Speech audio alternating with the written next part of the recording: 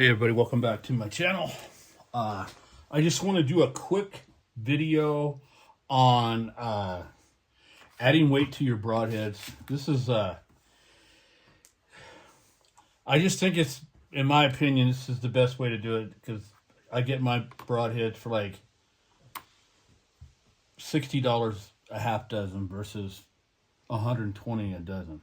So a couple things you're going to need. You're going to need some string wax. You're going to need some broadheads. I have a couple set. These are Woodsman's. They're 125. These have already been fixed.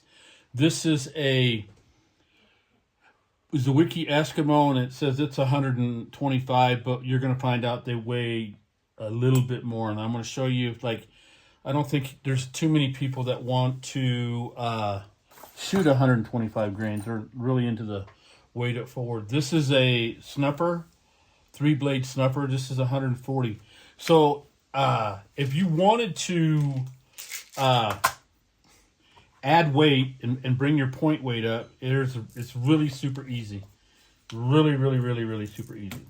So let's put this here.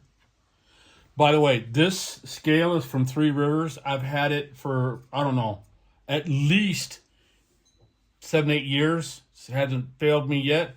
And I check it with my reloading scales. I do a lot of reloading. I have 3 electric scales and 1 I-beam scale, and I check it, and it's dead on. Now you're not going to get like a 1/10 of a grain or a 1/2 of a grain, but you're going to get close enough. So here we go. I'm going to show you how easy this is. So I'm going to turn that on. Hopefully you can see everything. It's zeroed out. So the first thing I'm going to do is I'm going to, like, hey, let's do a 4-blade Zwicky. So I drop it in here, and it says it's 134. That's 10 grains heavier than what it says on the thing. So I want to add weight. I'm going to put it on a broadhead adapter. So I got 134 here, and I'm going to get me a broadhead adapter. Any broadhead adapter that has the hole right there will work. I like the Zwicky the best, and these are this one I'm going to show you right here is the Zwicky. It's the best because the hole is deeper. Okay, so I'm going to throw that in there, and it says that it's 171 grains. So I want to make it 180. So I can either go with birdshot and drop it in there until it says 180 right there. So then I'm going to take this out, pour this shot in my hand, and then I'm going to stuff this hole right there with the shot. Now it should fit all the way in there. Okay, so you can see it's in there. So the next thing I want to do is I want to take this, scoop me out a little bit of wax. See? It doesn't hurt it a bit. So then I put this back in there, 46 grains, 181 grains. Then I take it out. I put it on like that. I take what I feel. You can use hot melt. You can use anything. This is what I use. Delvon, I feel is the best. And I have that right there. I'm ready to rock and roll. And then if you wanted to add even more, you leave that like that. And then I'm going to explain this in a little bit. This is probably the best found I ever found in my life right here. This is 10 grains or 11 grains, so right off the get-go. So we put that on there, 11 grains.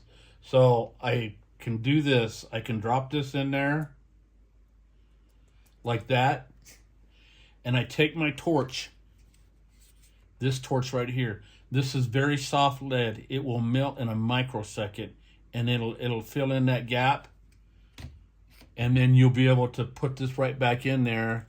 And now you're up to a 190 grain broadhead combination. Now, let's just say,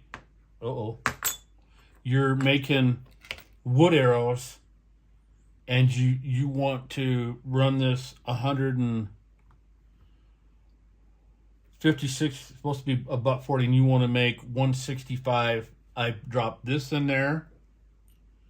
Now I can put this on there with no problem, and we'll have to melt it, but that's no problem. Once you melt that down, it drops down low into here. Now the one thing you want to make sure is when you heat this up, you try to keep that as level as possible and have a pair of pliers to hang on to this. And you don't need a bunch of heat. The bird shot, you'll need a bunch of heat. The bird shot is very, very hard lead. But I think this will be a good fit. So like right here, this is one I've already done. It's 145. That's a 125, and I brought it up to a 145, and as you can see, it fits perfect on that arrow.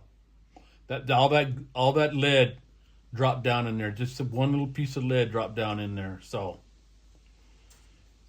and then yeah, this is 160.